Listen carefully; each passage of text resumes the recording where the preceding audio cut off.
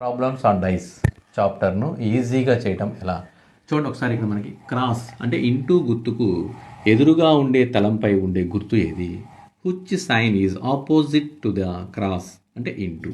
ఇంటూకి ఆపోజిట్లో ఉండేటువంటి సింబల్ ఏంటి, గుర్తు ఏంటి అని అడుగుతున్నాడు. అయితే ఇక్కడ మనకి ఇచ్చినటువంటి గుర్తులు రాసిన చూడండి.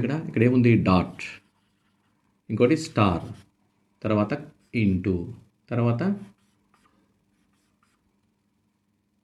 ట్రయాంగిల్, తర్వాత సర్కిల్, ట్రయాంగిల్ తర్వాత సర్కిల్, సర్కిల్ తర్వాత స్క్వేర్. సో మనకి ఇచ్చినటువంటి డైస్లో మొత్తం 6 సింబల్స్ ఉన్నాయి. ఈ 6 సింబల్స్లో మనకి ఇంటూకి ఆపోజిట్లో ఉండేటువంటి సింబల్ ఏంటో కనుక్కోమన్నాడు. ఓకే, ఇప్పుడు ఇంటూకి ఆపోజిట్లో కాకుండా సైడ్లో ఉన్నది ఏంటి? డాట్ ఉంది, ఇక్కడ స్టార్ ఉంది చూడండి, ఇక్కడ ఇంటూకి ఇక్కడ సర్కిల్ ఉంది, సర్కిల్, ఇక్కడ ట్రయాంగిల్ ఉంది. సో ఈ 4 కూడాను మనకి క్రాస్కి ఆపోజిట్గా లేకుండా సైడ్లో ఉంది. ఇంకా మిగిలింది ఏంటి మనకి? స్క్వేర్ మాత్రమే.